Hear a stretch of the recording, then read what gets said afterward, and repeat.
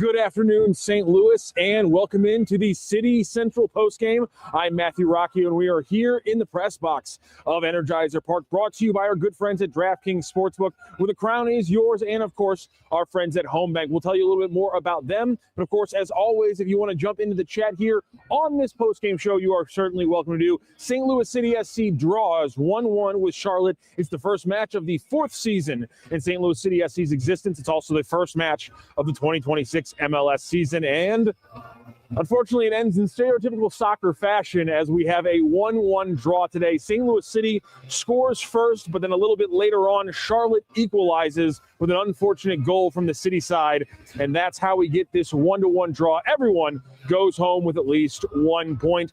But the big thing is, how did we get here for St. Louis City? Last year, they were pulling draws like this to start the season, but it was an unwatchable brand of soccer. Bottom line, I know the scoreline's not going to indicate it. If you didn't watch the game and you're just catching us here, you probably are going to call me, call some bullshit on what I'm about to say. That was a fun soccer game to watch. And full stop, I'm just going to say that was an enjoyable soccer game to watch for St. Louis City because the offense is actually trying things with the ball. Last year, and if you go into my season preview on STLSportsCentral.com, you can see some of the quotes from the players talking about how we're going to be better with the ball. We saw Timo Baumgartel playing this three-back system. He compared it to last year's three-back system and how different it is. They're not scared to play with the ball. When they actually have the ball, the goal is to score, not just to retain it enough that the other team can't score.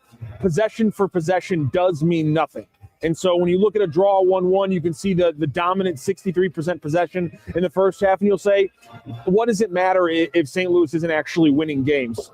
This is a process. I think this is a shorter process than, let's say, the Blues have in front of them or the Cardinals have in front of them, but it is nonetheless still a process.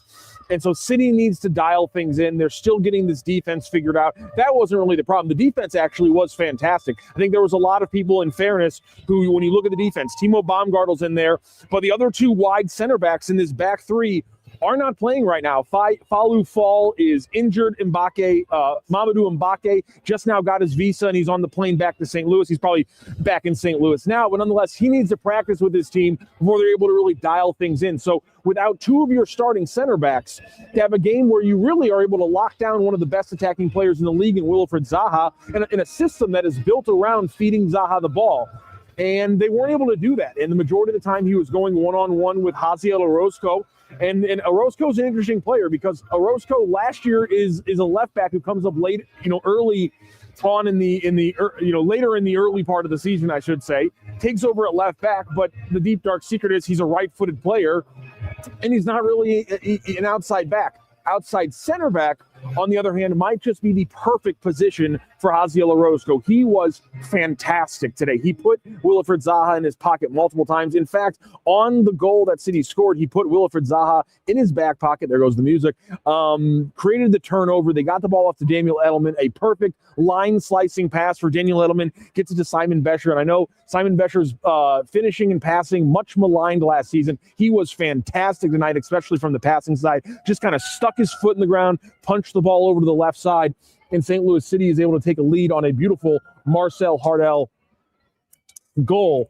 And really the attack was something to actually talk about because, I mean, the wingbacks are getting up high. Conrad Valem, Marcel and Rafael Santos were difference makers for this team. And that's something that we had to expect from the get-go. Rafael Santos, I think, didn't get a lot of pub about it, but he was low-key maybe the most important signing of the entire offseason for St. Louis City SC because if you're going to play this back five, as we saw last year when it didn't work too well with the previous coach, if you're going to play a back five like this, a back three, however you want to call it, if you're going to play it like that, you have to have competent wingbacks who can control the game from touchline to touchline. And last year, they had a Conrad Valem and they had Thomas Tallinn. The issue is both of those players are mostly right side players. So you actually bring in a Rafael Santos, a guy who is correctly a left side player, and he's able to, have a fantastic game. I don't have the numbers in front of me. Let me go ahead and grab those. We're going to go over to our good friend SofaScore. At one point, Rafael Santos had whipped in 5 crosses in the game. We'll see what he actually finished with. He was everywhere, and we talked about that in our season preview. I mean, he in Brazil at his height, he had seasons where he was taking 7 to 11 crosses per game. In the MLS, it's been a little bit more pulled back. He only takes about 5 or 6 per game. And looks like here in the crosses department, he's slinging 9 crosses today. Only one of them, though, is going to be listed as accurate. But you go back and watch all of these crosses that Rafael Santos is slinging in, you can't look me in the face and tell me that only one of them was accurate, that only one of them was dangerous. Let's get to our chats here. Eggplant emoji, he's in the chat. He says, why does it seem like every goalie turns into Gigi Buffon against City? In fairness, Kalina is safely a top 7 or 8 goalie in the league. I think there's some metrics you could probably put him much higher or a little bit higher at least. Kalina is a very good goalie. City had a little bit in them of shooting it right at him. But there was that one Bescher shot late. I mean, it was right at Kalina, but it was at a speed and a pace such as you'd think he'd be able to slip that one past and maybe get it on the rebound. But nonetheless, it wasn't a fantastic goaltending job by Kalina. In fact, if we look at the breakdown in today's game between how many goaltender saves you needed to keep this 1-1 draw, the St. Louis City SC needed 2 goalkeeper saves from Roman Burke today. Charlotte needed 10 from Kalina. So to your point, it was a little Gigi Buffon from Eggplant emoji. Also, love the reference to the Italian goalkeeper. Clayton Turner, 1493, jumps into the chat, trying not to be emotional because we should have won. But this was a good start to the year. Santos, Jaden, and Bescher played great today. Yeah, there's no doubt about that. I mean, Rafael Santos, easily one of the biggest bright spots from this team. And it was easy to see how that could happen. The system is built for the wide players to be impactful on defense, or in the press. They have that. They clop up the midfield. We'll have some great stuff on that on my Twitter, RockSTL.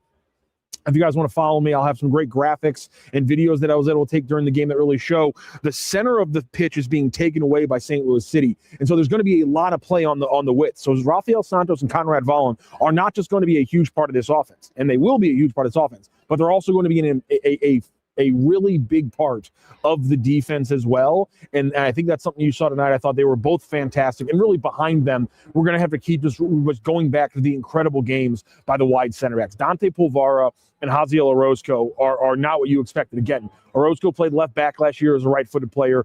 Polvara, before he came over here from Scotland last year, was playing as a defensive midfielder this season. He wasn't even playing as a center back. He's never really played as a center back except for a few games here and there.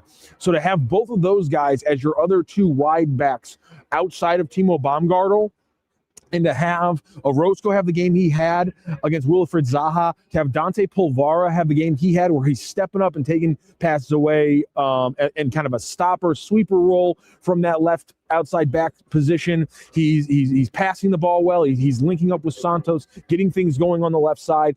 You really have to be impressed with what the wide center backs were able to do. And to play Clayton Turner's point, just a lot of great play by everyone involved. Simon Bescher, Marcel Hartl, a lot of these guys really, really dynamic today and really good in the offense. They just need more punch. They need more finish. And listen, it's a completely fair criticism that St. Louis City SC got to the season without being able to replace João Klaus. They sold him late, but they were talking about it probably a few weeks before that.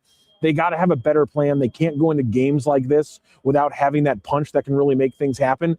But it happens. It was a good play by Marcel Hartl to score. I thought Simon Bescher had a really solid game, but he had some chances that he wasn't able to finish. So inevitably, some people are going to find reasons to criticize that. Jumping back here into the chat, Liam C 1232. Plenty of positives to take from that game. Could easily have taken all 3 points today if we'd had more of a quality in the final third. Yeah, that's going to be the largest criticism from this game. And why shouldn't it be the largest criticism from this game? You created all those chances. Again, Kalina had to make 10 saves, but still those 10 saves came from only 1.59 expected goals, which means, you're getting a lot of good service at the box. You're getting a lot of good possession, taking it up into the box, but you're getting that many shots and you're getting that XG because you're not producing actual quality attempts. And that's the big thing. That's the one thing that this offense needs. It's got as we saw tonight, it's got the 0 to 90%, but that final 10% is really where we haven't seen them come together. And again, they have a lot of time to adapt. The defense will not have a game like that every week. We will most likely see some questions. Timo Baumgartel says they're still dialing in the defense as well. So considering that, I thought that was a fantastic game from that group overall. Eggplant emoji also says, why did we see McSorley and not Joyner in the match? It's a good question. We'll talk to Damet. McSorley is an absolute beast in the press, and that's the big difference between him and Joyner. Joyner's a little bit, he's better playing wide. He's probably a better finisher. I wouldn't say he's a better link-up player, but McSorley is a better presser. He's impactful. He's a pest, and it looks like that's what they wanted as soon as they put him in there instead of playing the 2-1 with two 10s behind the one. They kind of flipped it to Hartle playing with two strikers up front, and when they can press with two strikers like that, I really do think it makes them dangerous. They're pressing all over the place, pressing with two strikers, especially ones like Bescher and McSorley, who always want to be in people's kitchen. I think it's a good plan. I think we're going to see plenty of Mekhi Joyner. McSorley's a little older, maybe a little bit more mature, definitely more physically mature, and so I'm not surprised that they put him into a game that was getting a little physical. We got to tell you about our good friends here at Home Bank. Home Bank has been a partner with us here at STL Sports Central since day one. Let them be a partner for you, whether it's business banking or your own personal banking. Give our friends a call at Home Bank. You can also check them out online at myhomebank.bank. They, of course, are a sponsor here of the City Central postgame. From business lending to everyday banking, Home Bank has been with us since day one as a trusted business partner. Business isn't just about numbers, it's also about relationships, and with Home Bank, those relationships make all the difference. Home Bank is the team behind our team at STL Sports Central. Visit myhomebank.bank or call 855-577-2001. That's Home Bank, member FDIC. More than a bank, they're your business partner. Of course, they always bring us our Home Bank money moment of the game. It's hard to miss this one. I'm going to go money moment of the game easily is going to be the scoring possession put together by St. Louis City. Haziel Orozco starts it off with the defensive win on Wilfred Zaha, something that happened a lot that game, and that what started off. They get the ball forward to Daniel Edelman, and he put a beautiful line-slicing pass right through the middle that set up Simon Bescher to get the assist, and that's important because Daniel Edelman, he's a great defensive midfielder. He knows that. He played in a high-pressing system with the New York Red Bull. But coming to St. Louis, he wants to put himself on a path to eventually be a player who gets to Europe. And he has Tyler Adams as a role model for that path. And Tyler Adams was a great defensive player who had to learn how to be a great passer to really get the looks from Europe. Daniel Edelman wants to go from just being a great defender in the midfield to being a great initiator, playmaker, connector, those kind of things. That pass from Daniel Edelman is exactly what he wants to do here at St. Louis City, and he does it in game one. He'll pick up a hockey assist in that one, and then, of course, Simon Bescher picks up the assist there. That is our Home Bank money moment of the game. We got more soccer coming up in St. Louis. I got to get out to an ambush game, ladies and gentlemen, so we will be wrapping up this City Central post game here in just a moment. Just get a couple more of your chats. Get them in before we finish up here. Clayton Turner, 1493. Perez is back. Yes, he gets the physical maturity over the last couple of years, and I really think Miguel Perez could be a big part of this midfield. Now, obviously, the depth chart right now has him at 3 because Edward Leuven is not available. As soon as Edward Leuven comes available, I expect him to slot in probably to Chris Durkin's spot in this 3-4-3 base formation.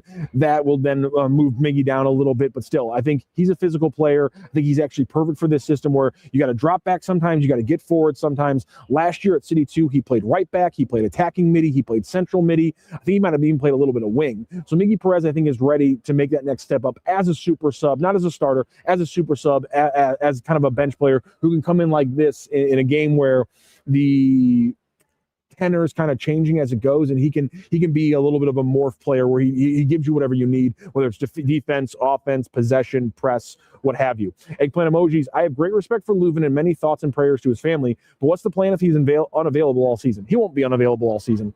He'll be available for pockets because he's taking care of his wife in her incredible battle. That's the plan. There's a reason why Dante Polvara, who I know has been moved to center back, but once they get Fall and Mbake back, maybe he can play a little defensive midi again. So Polvara could be an option. They have already 2 starters in Edelman and Durkman that they clearly feel comfortable with. These guys have a kind of a role share figured out in this system, so I don't think they're worried about that too much. And obviously, thoughts and prayers to Edward Leuven and his family. St. Louis City facing off against Charlotte. It's the first match of the 2026 season. It's the first match of their 4th season in existence, and they walk away with something a little bit too common in those previous 3 seasons. That is a draw, a 1-1 draw. City scores early from Edelman to Bescher to Hartel, but unfortunately, all like 6 or 7 eyes of the defense glommed on to Wilfred Zaha, and no one was looking at a runner, and Charlotte was able to slip one in the backside, and that one ends a 1-1 draw. A little bit more finishing needed next time for City to take one for all 3 points. We'll see if they can get that. We'll be here live on City Central Postgame after every City game this season, so make sure you like, share, and subscribe here on STL Sports. Sports Central. You're a Cardinal fan, we'll have post-game shows there as well. Blues, and of course, the end of this Billiken season, we will be live for every game here on STL Sports Central. Last little question from Eggplant Emoti says, is there a way to watch the ambush? Either CBS Port Galazzo or YouTube. I think tonight is going to be a YouTube game. So just go on to ESPN. You can search MASL or St. Louis Ambush, and that broadcast strip will be able to pop up. You'll be able to hear more of City Voice, Joey Zanaboni, and myself on the call for that game. That, though, does wrap up our City Central post game. Thank you very much to our wonderful sponsors, DraftKings Sportsbook, where the crown is yours, and Home Bank. Again, check them out at myhomebank.bank for your business or personal banking needs. Thank you so much, St. Louis. Have a great rest of your afternoon. Go Cardinals with their spring training game. I know it was a loss, but nonetheless, Cardinals baseball starts. St. Louis City is here. Billiken's rolling on, and all your coverage you need right here on STL Sports Central.